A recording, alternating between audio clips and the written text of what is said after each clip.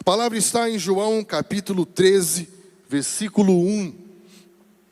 E diz assim: um pouco antes da festa da Páscoa, sabendo Jesus que havia chegado um tempo em que deixaria este mundo e iria para o Pai, tendo amado os seus que estavam no mundo, amou-os até o fim. Repita comigo: amou-os até o fim. Amém. Continuando. Estava sendo servido o jantar, e o diabo já havia induzido Judas Iscariotes, filho de Simão, a trair Jesus. Jesus sabia que o Pai havia colocado todas as coisas debaixo do seu poder, e que viera de Deus e estava voltando para Deus. Vou ler de novo. Olha que poderoso essa declaração. Repita comigo: Jesus sabia. Jesus sabia que o Pai havia colocado todas as coisas debaixo do seu poder. Sabia a sua origem, de onde viera de Deus, sabia seu destino e estava voltando para Deus. Repita comigo: Jesus sabia. Assim, levantou-se da mesa. Eu sei que muitos não gostam disso, mas eu amo. Repita comigo: levantou-se da mesa. Levantou-se da mesa. Jesus levantou-se da mesa, tirou sua capa e colocou uma toalha em volta da cintura. Depois disso, derramou água numa bacia e começou a lavar os pés dos seus discípulos, enxugando-os com a toalha que estava em sua cintura. Chegou-se Simão Pedro, que lhe disse: Senhor, vai lavar os meus pés? Respondeu Jesus: você não compreende agora o que estou fazendo, mais tarde, porém, entenderá. Disse Pedro: nunca lavarás meus pés? Respondeu Jesus: se eu não lavar, você não terá parte comigo. Respondeu Simão Pedro: então, Senhor, não apenas os meus pés, mas também as minhas mãos e a minha cabeça. Respondeu Jesus: quem já se banhou, precisa apenas lavar os pés. Todo o seu corpo está limpo. Vocês estão limpos, mas nem todos. Pois ele sabia que iria traí-lo. Quem iria traí-lo? E por isso disse que nem todos estavam limpos. Quando terminou de lavar-lhes os pés, Jesus tornou a vestir a sua capa e voltou ao seu lugar. Então lhes perguntou: vocês entendem o que eu lhes fiz? Vocês me chamam de mestre e senhor, e com razão, pois eu sou. Pois bem, se eu, sendo senhor e mestre de vocês, lavei-lhes os pés, vocês também devem lavar os pés uns dos outros. Eu lhes dei o exemplo para que vocês façam como eu fiz. Digo-lhe verdadeiramente que nenhum escravo é maior do que o seu senhor, como também nenhum mensageiro é maior do que aquele que o enviou. Agora que vocês sabem estas coisas, felizes serão os que praticarem. Felizes serão os que praticarem. Aleluia. Essa palavra é incrível, ela é maravilhosa, e nós vamos pensarmos juntos sobre os princípios que nós podemos aplicar para a nossa vida a respeito desse ato. Um ato que tem um ensinamento. Por isso que Jesus pergunta: vocês entendem o que eu lhes fiz? Todo bom discípulo, ele se esforça para entender a mente do seu mestre. E nós estamos aqui abertos para que sejamos instruídos por essa palavra nessa noite. Aqui Jesus já estava encerrando o seu ministério público, e esses últimos capítulos de João vão falar de todo o tempo que ele vai dedicar aos seus discípulos. Eram momentos importantes, decisivos, muito parecido com o momento que vivemos hoje, dias de mudanças, dias que são necessárias novas posturas, atitude, resoluções precisas. E Jesus não estava aqui falando sobre deixar bens materiais, um legado de uma vida sem problemas, mas estava deixando princípios, verdades fundamentais que sustentaria a jornada dos seus discípulos. Jesus estava falando sobre a bacia e a toalha. Algo que temos comentado nos capítulos que estamos lendo diariamente é que, à medida que lemos os capítulos, entendemos que há uma continuidade histórica. E quando você vai olhar o capítulo anterior, o capítulo 12, você vai ver que eles estão vindo de um contexto em que estavam num jantar. E quando eles vão nesse jantar, Jesus percebe que não havia ali um servo para lavar os pés de quem viria para se assentar à mesa. Como vocês viram aqui, eles ficavam muito próximos dos seus pés. E eles precisavam que um servo lavasse os seus pés para que pudessem se assentar à mesa. E interessante que talvez Jesus esperasse que os discípulos lavassem os pés uns dos outros, como um ato de amor, como um ato de cuidado mútuo, como um ato de percepção de um amor servidor, de perceber que algo precisa ser feito pelo outro, e que à medida que eu faço com o outro, algo vai ser feito por mim. Percebe? Mas talvez eles ainda achassem esse ato inadequado, porque apenas servos faziam isso. Talvez eles fossem ainda orgulhosos demais para lavar os pés uns dos outros. E então aparece uma mulher que lava os pés de Jesus com um perfume, né?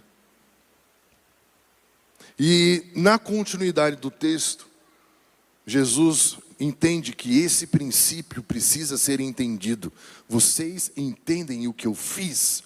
Vocês precisam entender, há uma chave para a vida cristã nesse ato.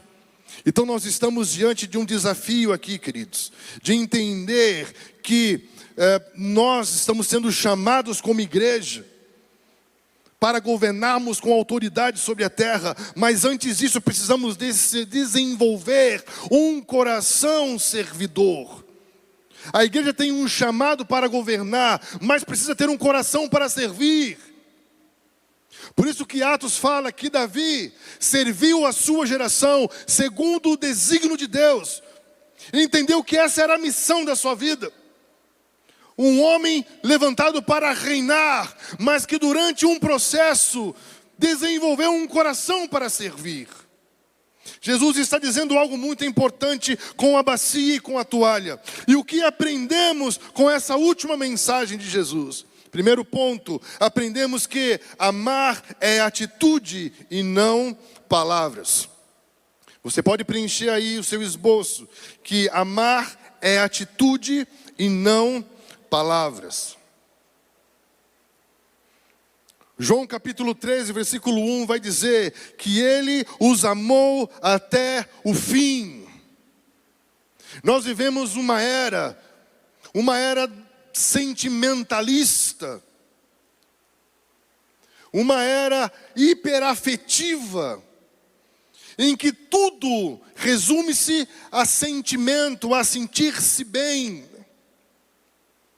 em que amar tem a ver com desejar, ser desejado. E nós vamos perceber aqui nesse contexto que Jesus está dizendo que amar é atitude. Amar é atitude e não palavras, não sentimento, não sentimentalismo, não hiperafetividade. Entenda que quando o homem não consegue alcançar o padrão de Deus, ele cria o seu próprio padrão e dá um nome de Deus, mas não é. O homem sem Deus é incapaz de sentir paz dentro. Mas ele diz que tem uma paz, mas essa paz não é a paz que o Senhor dá. Por isso que o Senhor diz, a minha paz vos dou, e não a que o mundo dá. Estão entendendo? Porque é diferente. A paz que o Senhor dá vai além do entendimento, da razão, porque é uma paz dentro, é uma paz que ninguém e nada pode tirar de você.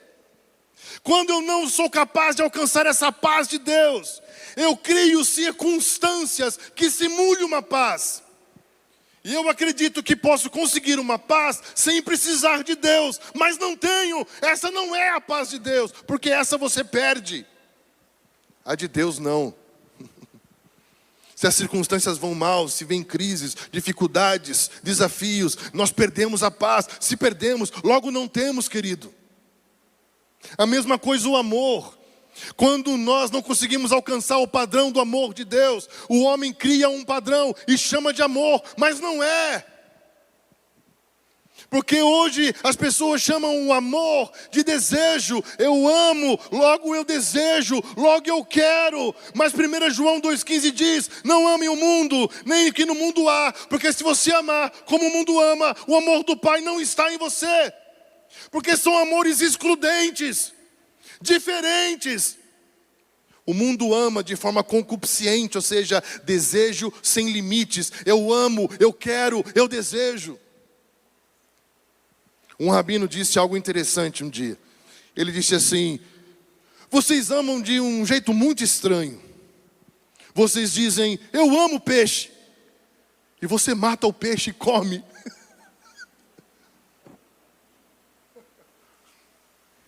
É um amor predatório. É um amor que pensa o bem-estar pessoal em detrimento do sofrimento do outro. Esse não é o amor de Deus. Porque o homem sem Deus, quando ama, ele deseja. Já Deus, quando ama, ele dá. Deus amou o mundo de tal maneira que deu o seu Filho.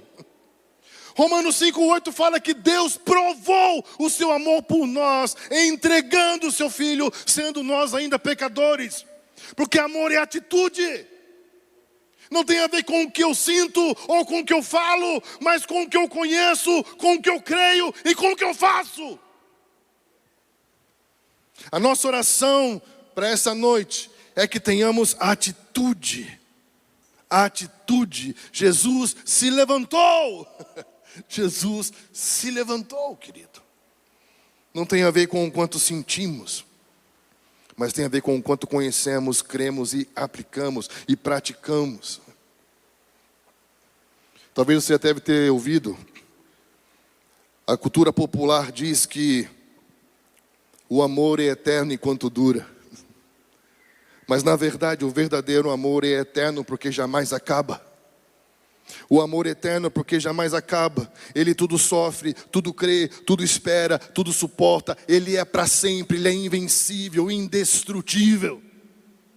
Muitas vezes nós nos enchemos daquilo que não é amor, porque o amor não é egoísta, o amor não é ressentido, o amor não pensa em seus próprios interesses. Mas quando eu começo a ser egoísta, ressentido, e eu começo a cobrar amor, eu já não tenho mais o que é amor, porque amor não se cobra, amor se dá. Repita comigo: amor não se cobra, amor se dá. Amor que se cobra não é amor, é amargura. Quando alguém cobra amor do outro, ele está dizendo: me ajude, porque eu ainda não conheci o amor de Deus. Eu preciso aprender a amar como Deus me amou primeiro. Nós precisamos sair desse lugar em que todos reivindicam direitos, mas ninguém se compromete com deveres, com atitude, com postura, com levantar-se e ser a mudança que espera ver. Uma vez me disseram assim: eu quero me mudar lá para a igreja em que você está pastoreando. Eu falei assim: por quê? Porque eu vejo que lá vocês fazem diferente. E eu falei assim: sabe qual é a diferença? É que lá nós não somos, mas trabalhamos por aquilo que acreditamos que podemos nos tornar. Você pode não ser e lamentar todo dia não ser, mas podemos não ser, mas trabalharmos juntos todo dia por aquilo que acreditamos que podemos ser. Estamos juntos? Atitude, amor é atitude. Jesus se levantou da mesa. Uau! Repita: Jesus se levantou. Deixa essa palavra entrar no teu coração. Jesus se levantou. Se você não se levantar, não vai acontecer nada, filho. Se você continuar sentado, não vai acontecer nada. Jesus se levantou. Amor é atitude. Atitude. E não só isso. Ele não só se levantou, como ele tirou a sua capa. Uau! Sabe o que isso significa? Que ele sendo o Senhor, ele diz no texto, vocês falam que eu sou Senhor, e é verdade, eu sou mesmo, mas eu sendo Senhor, tirei a capa. Tirar a capa é assumir uma condição de servo de todos, porque os servos não usavam capas, porque capas eram pesadas, e não tinha como ele fazer o trabalho de um servo usando capas. Quando ele está tirando a capa, ele está se despindo da sua posição, do seu reconhecimento, da sua condição, e se tornando servo de todos. Uau! Uau! Isso é muito poderoso, por isso que isso escandaliza. Repita comigo, o amor escandaliza um mundo egoísta. Essa é a revolução. O amor é um escândalo. Vocês viram aqui o que aconteceu? Jesus pega um pão e dá para Judas. Sabe o que significa quando você pega o primeiro pedaço de pão e dá para alguém? Significa um ato de honra.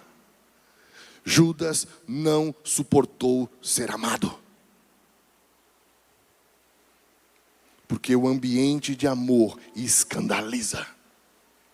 O ambiente de amor confronta e revela o nosso coração.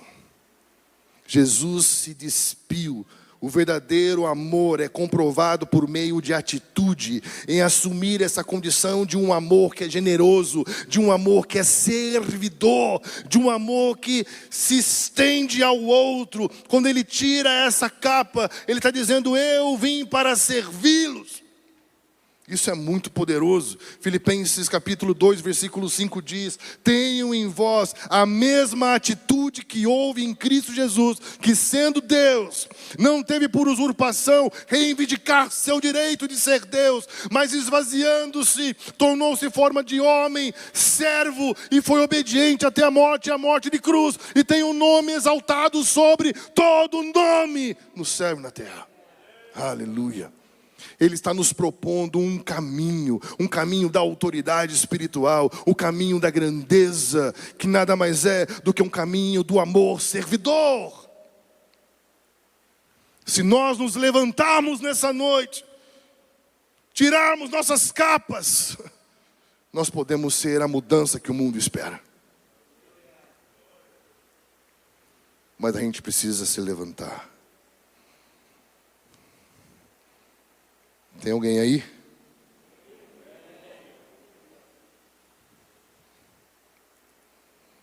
Deus prova o seu amor para conosco. Tem uma história linda na Bíblia, que às vezes nós lemos e passamos reto nela, e não percebemos o que tem ali naquele ato. Quando Jesus está tirando a sua capa, Ele está confirmando que Ele tem uma aliança de amor, um amor sacrificial, um amor de doação. Quantos ouviram falar de Jonatas e Davi? Tem um momento em que Davi está sendo perseguido por Saul, que é o pai de Jonatas, rei. E aí ele pega a sua capa e ele entrega a Davi. Pensa comigo. Pela ordem natural dos fatos, quem deveria ser o próximo rei de Israel? Se Saul era pai e Jonatas era filho de Saul, quem seria? Jonatas. Quando ele tira a sua capa e entrega, sabe o que ele está dizendo? Eu estou abrindo mão da minha posição para reconhecer que você é melhor do que eu, é o seu momento, é a sua hora, e eu vou servir você, meu irmão. Uau!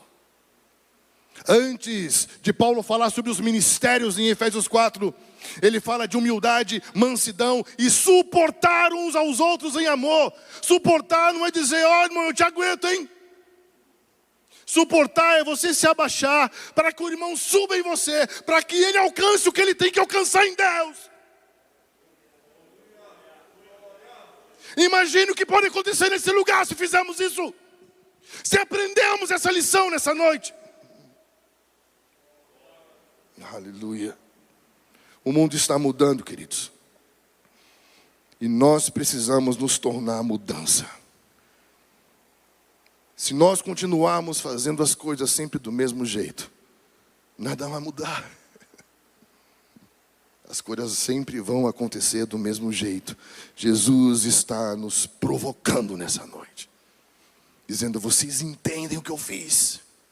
Ei, vocês, discípulos, seguidores, chamados pelo meu nome, cristãos, vocês entendem o que eu fiz? Vocês entendem como isso pode impactar o mundo?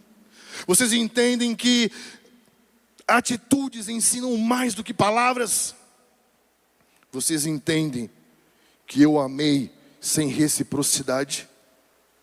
Vocês entendem que eu amei sem esperar retorno? Vocês entendem que o verdadeiro amor não se cobre, mas se dá? Olha o que diz na sua Bíblia em 1 João 3,18. Filhinhos, não amemos de palavra nem de boca, mas em ação e em verdade. Aleluia. Repita comigo, em ação e em verdade.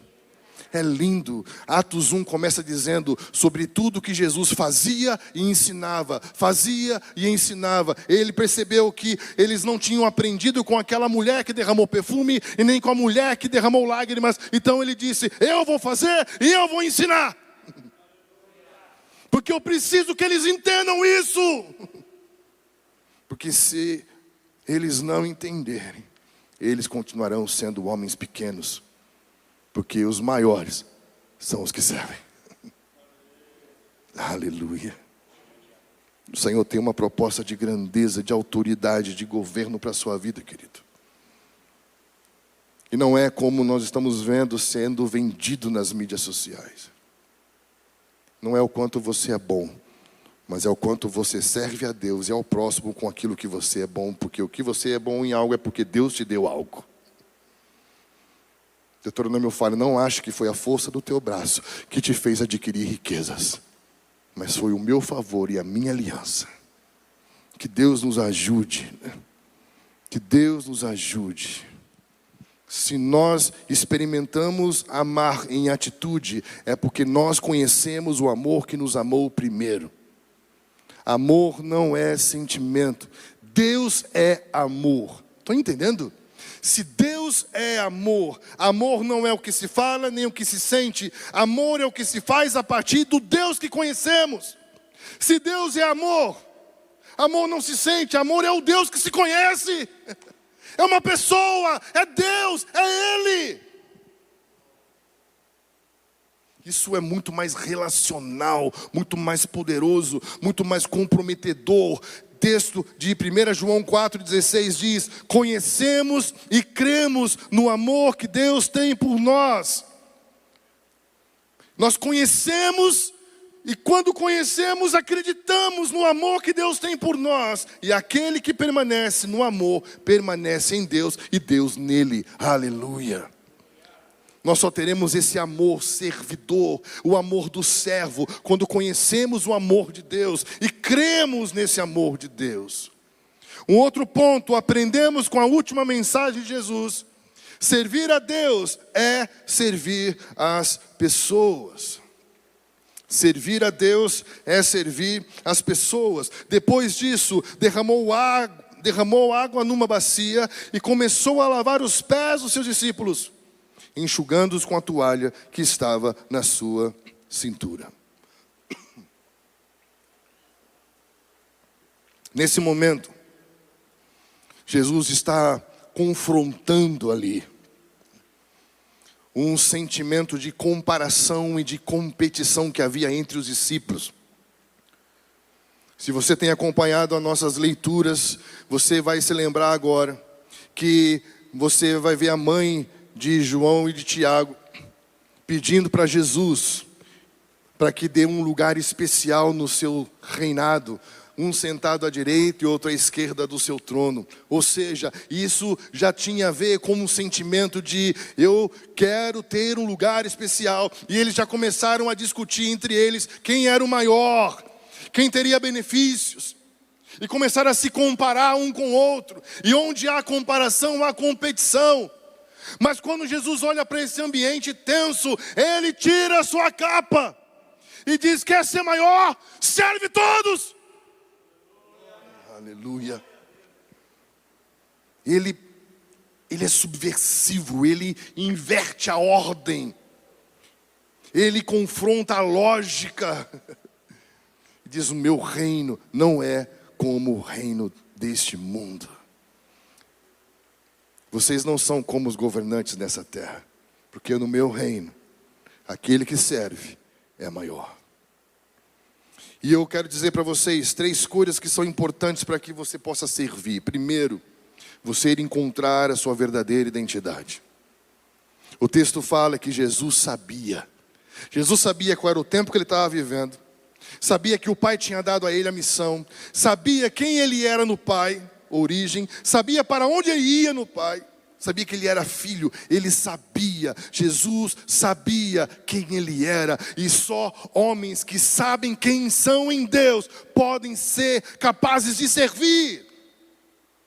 Por que que Pedro ficou impactado? Por que que ninguém entendia? Porque as pessoas acham que quem serve é inferior, que quem serve é menor, que quem serve não se valoriza, que quem serve não é honrado. Mas se você acha que servir te inferioriza, você ainda não sabe quem você é. Porque quando sabemos que somos filhos de Deus, sabemos que somos como Jesus. E se somos como Jesus, sabemos quem somos. E por saber quem somos, servimos. Porque isso não afeta a nossa identidade. Só quem é muito resolvido sobre quem é em Deus pode servir, querido. Quando Pedro fica inseguro, ele está dizendo que não tem clareza sobre quem é, porque ainda acredita que quem serve é menor. Mas quando você tem consciência de quem você é em Deus, você serve. E isso não muda quem você é, só valida o tipo de gente que você é. Gente grande. Uau! Gente que acha que servir é ser menor, ainda não sabe quem é. Estou entendendo? É tipo Saul de novo. Samuel fala que Saul era grande, se sobressaía a todos, era bonito.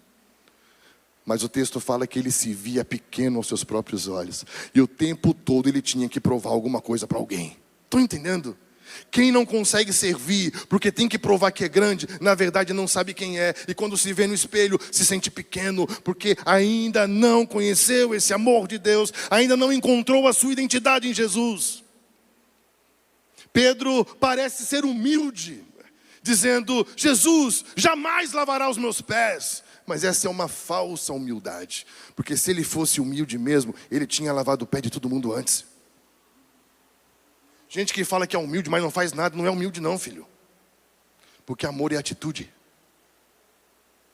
Jesus, quando ama, Ele prova, Ele dá, Ele entrega.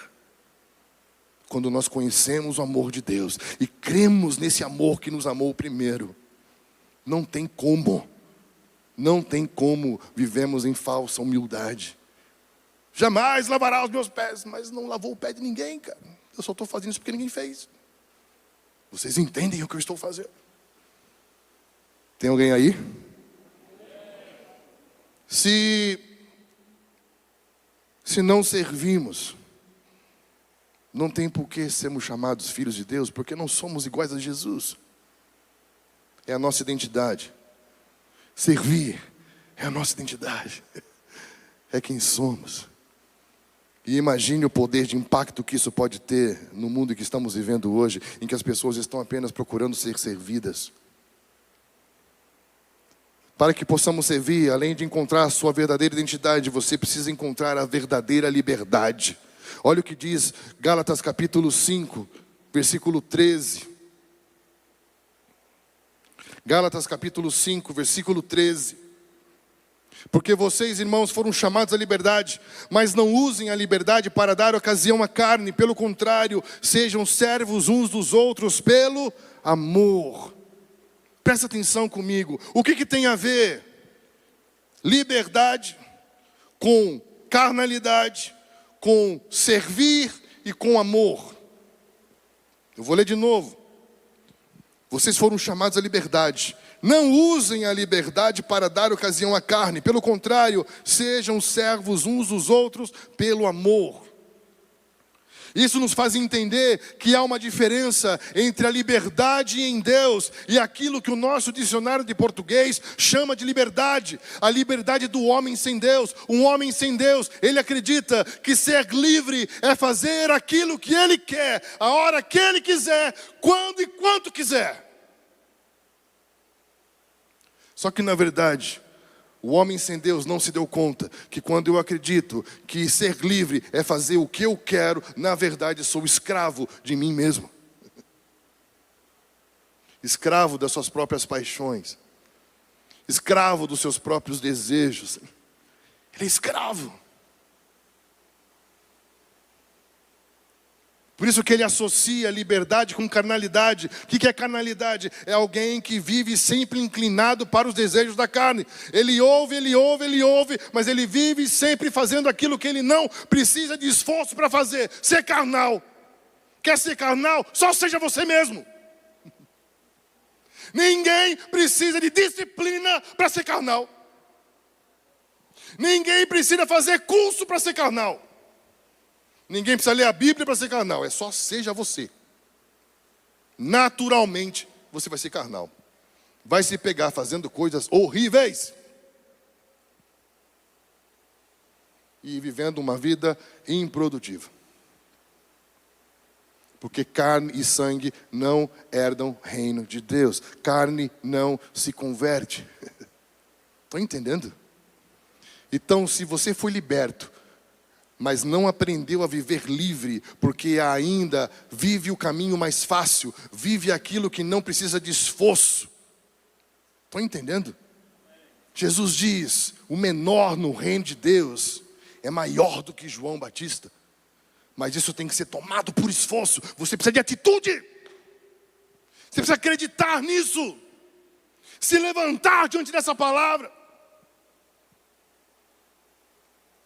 E ele vai dizer algo poderoso, que a verdadeira liberdade não tem a ver com você fazer aquilo que a sua carne diz que quer, mas a verdadeira liberdade está no você ter a capacidade sobrenatural de falar não para você e sim para o outro.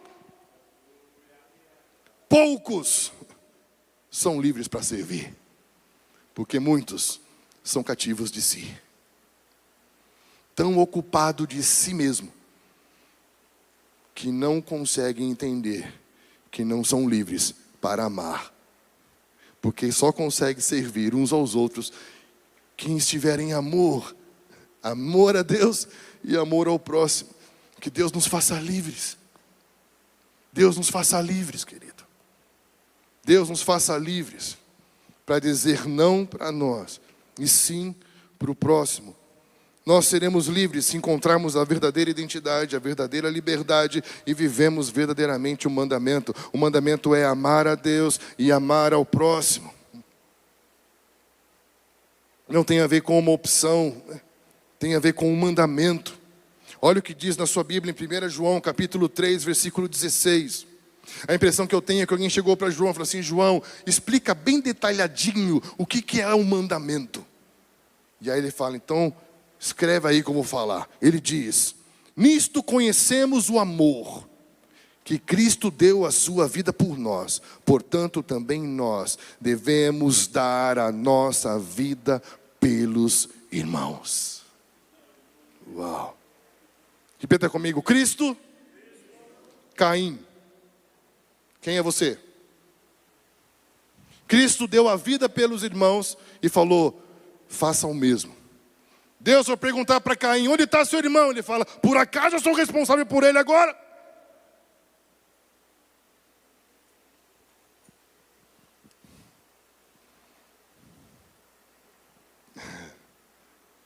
Quem és tu?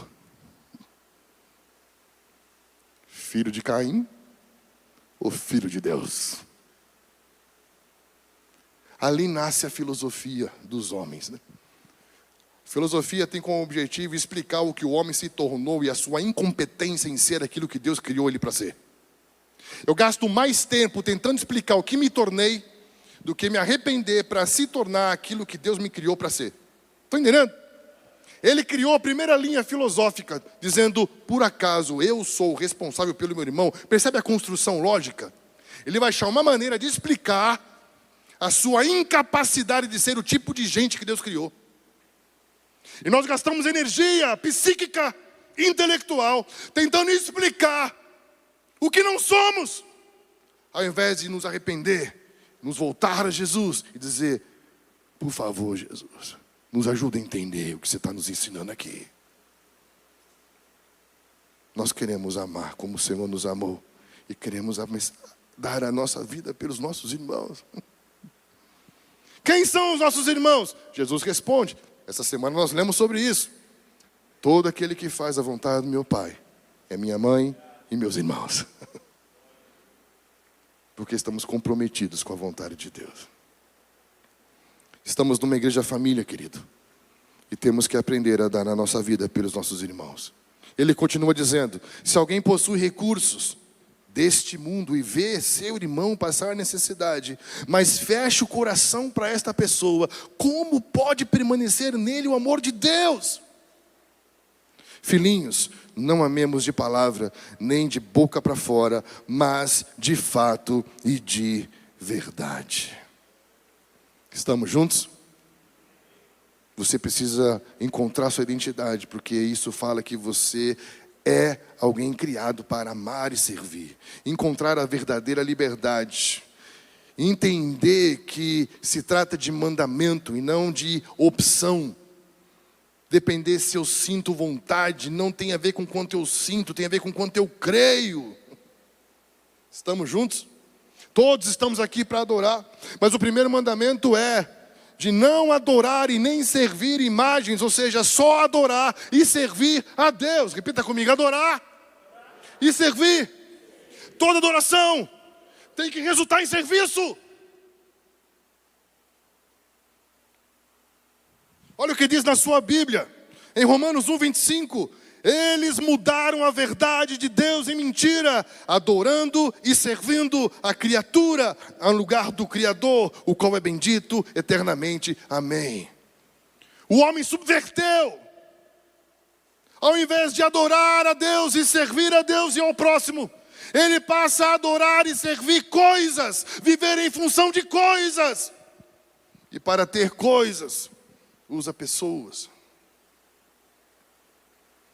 Satanás levou Jesus no topo do mundo e disse: se você se prostrar diante de mim, eu te dou a glória dos reinos. Ele diz: só ao Senhor Deus adorarás e só a Ele servirás, porque todo adorador serve.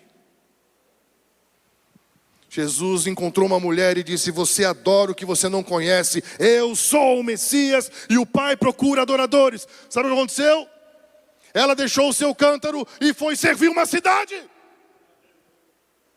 Porque todo adorador serve. Todo adorador serve. O Pai procura por esse tipo de gente. Nós estamos sendo desafiados a viver um novo paradigma, a viver um novo modelo, uma nova lógica, uma nova mentalidade que vai escandalizar uma sociedade. E dizer: o que está acontecendo? O que vocês ganham com isso? O reino dos céus. Isso faz sentido para você? Deus está nos preparando para reinar, querido. O Senhor vai voltar e reinará com os seus sacerdotes sobre a terra. Homens que têm autoridade para governar são homens que desenvolveram um coração para servir. Olha o que Jesus diz para os seus discípulos em Mateus 20:25. Sabeis que os governantes dos povos os dominam e que os maiorais exercem autoridade sobre eles. Olha a palavra, sobre eles. Isso é queda, isso é demoníaco. Sobre eles, não a serviço deles. Estão entendendo a diferença? Quando você pega o poder para estar sobre o outro, você já inaugurou injustiça. Uma cadeia de injustiça. Injustiça não tem a ver com o pensamento de Karl Marx, que fala de bens monetários, distribuição de renda. Injustiça é posicionamento em Deus. Quando eu tenho algo, potência, poder, capacidade e recurso, e ao invés de submeter a missão de Deus a serviço do outro, uso para estar sob o outro, a injustiça acontece na terra. Procura o fio da meada da injustiça que você condena, e você vai ver que ela nasceu quando alguém parou de servir o outro e começou a se colocar sobre o outro.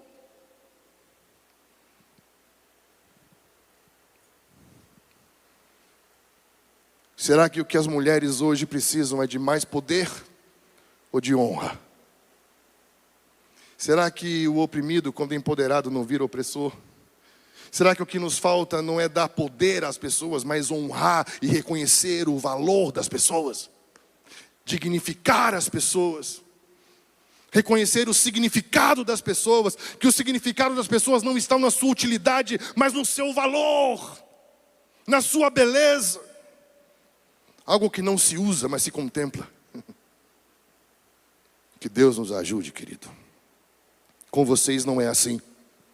Repita comigo. Conosco, não é assim. Em nome de Jesus. Seus governadores estão sobre as pessoas, mas entre vocês não é assim.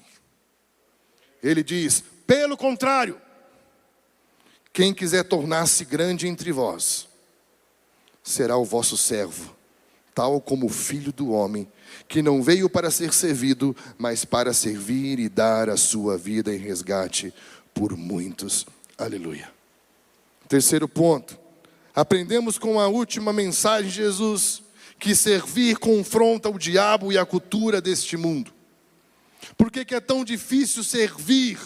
Porque servir vai fazer com que você entre num campo de guerra, num campo de confronto, com uma estrutura espiritual e com uma estrutura cultural. Entende o que eu estou dizendo? Judas. O coração de Judas é revelado na mesa, quando os pés de Jesus é lavado com o perfume de uma mulher. E ali o seu coração é revelado. E Satanás, inimizade, inimigo, começa a se colocar entre a relação dele com o Senhor Jesus. Já Pedro, o coração de Pedro é revelado na mesa quando Jesus lava os pés dos discípulos. Olha a diferença. O coração de Judas, uma atividade espiritual, um enfrentamento de um poder espiritual, se dá quando Jesus é honrado. Todo lugar que quer honrar Jesus, há uma guerra espiritual para impedir que isso aconteça. Agora, Pedro fala da cultura, porque é Jesus o mestre servindo os homens. E fala, não, na cultura, o maior é servido.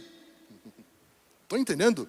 Quando se trata de honrar Jesus, há uma guerra espiritual. Quando se trata de servir o homem, há uma guerra cultural. Por isso que servir é tão difícil, porque você vai entrar num campo de enfrentamento. De honrar Jesus e servir o próximo. E nós precisamos estar juntos para vencermos esse desafio. O último ponto. Aprendemos com a última mensagem de Jesus que servir é uma semente para o futuro. Ele diz, você não compreende agora o que estou fazendo, mais tarde, porém, entenderá. Muitas vezes quando somos levados a esse amor servidor, no momento presente, parece que aquilo não tem efeito. Mas eu quero te dizer que Deus está preparando um tipo de gente para o futuro. Deus está preparando um tipo de gente para o futuro. Isso tem a ver com o que nós vamos construir. Repita comigo, todo propósito se desvenda durante o processo. Você tem que colocar o pé. Você tem que levantar. Jesus se levantou, você tem que dar um passo. Jesus nunca vai te dar todas as respostas, mas sempre te dará a resposta necessária para o primeiro passo. Aleluia. Para que possamos entrar numa jornada de fé e experimentarmos que nada do nosso trabalho, do nosso esforço será em vão. Isso faz sentido para você? E por último, aprendemos com a última mensagem de Jesus que o Evangelho é prático. Eu lhes dei o exemplo.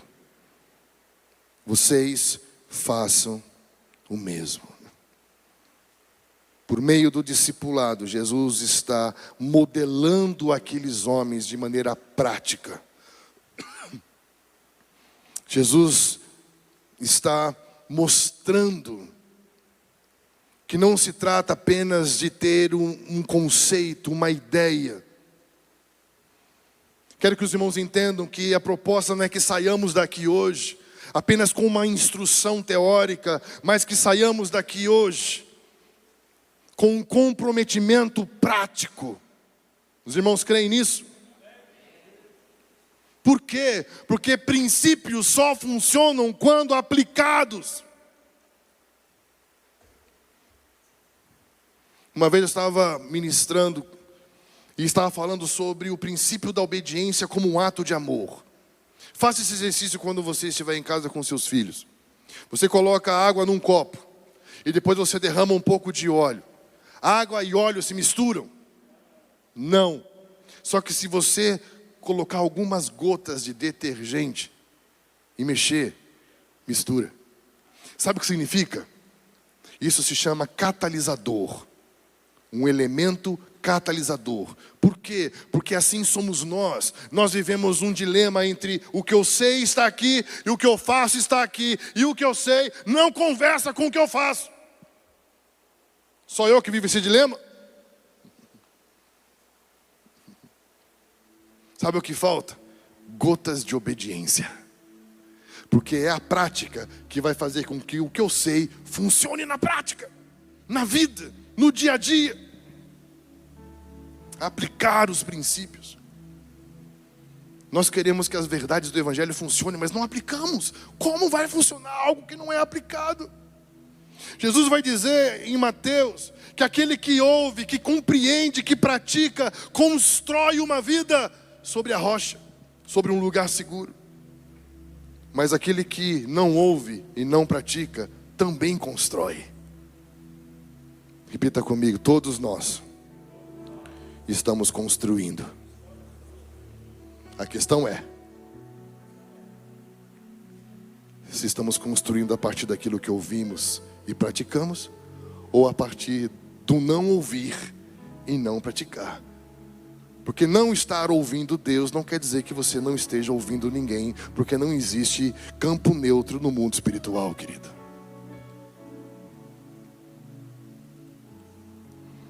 Que Deus nos faça entender que todos nós estamos sendo chamados para amar e servir. Todos nós estamos sendo chamados para amar e servir. Ele conclui dizendo: agora que vocês sabem essas coisas, felizes serão se praticarem.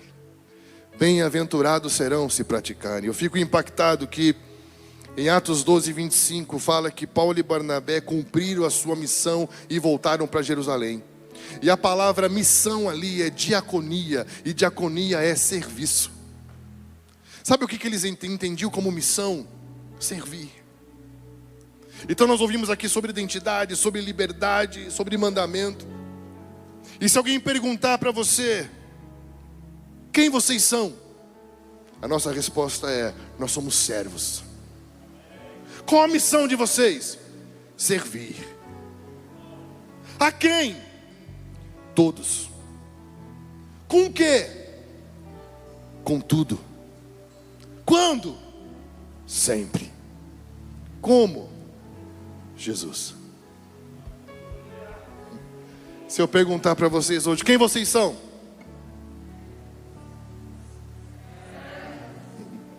Qual a missão de vocês? A quem? Com o quê? Quando? Como? Aleluia. Aleluia. Se você crê nisso, assim como Jesus, se levante agora. Vamos orar. Vamos orar.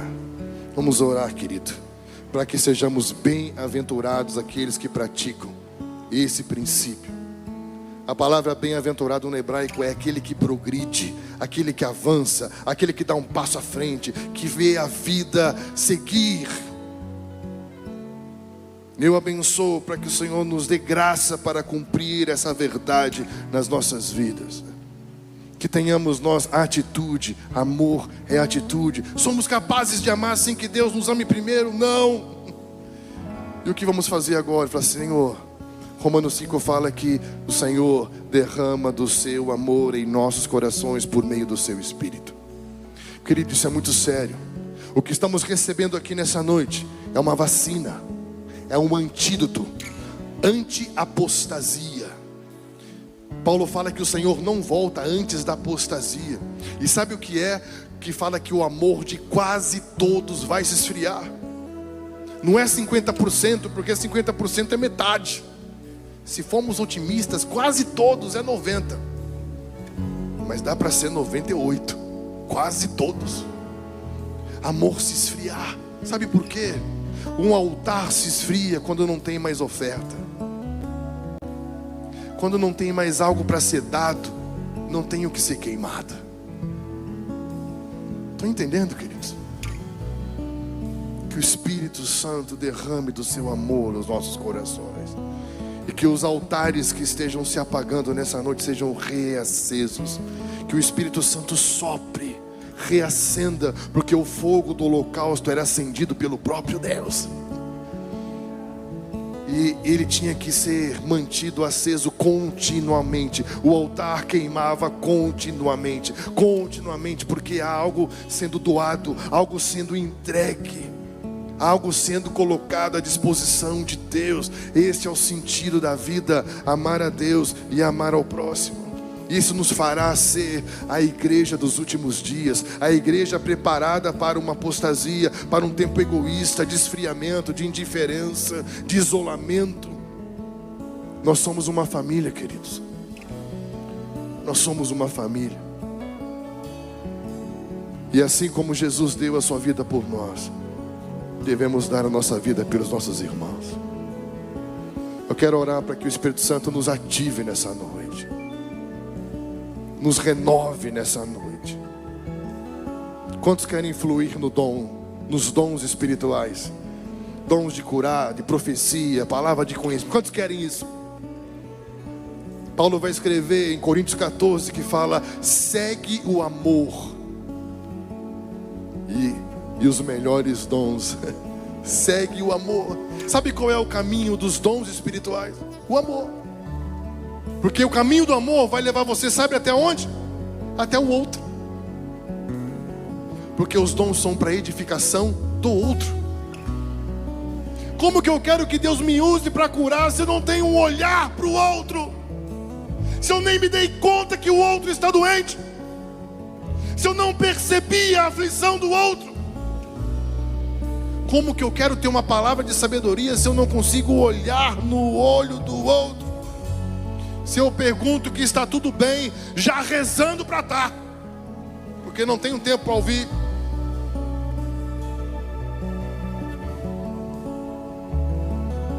Meu irmão me procurou esses dias e falou assim: cara, eu quero te dizer algo. Fazia muito tempo que alguém não perguntava para mim se eu estava bem e ficava para ouvir eu responder se eu estava ou não.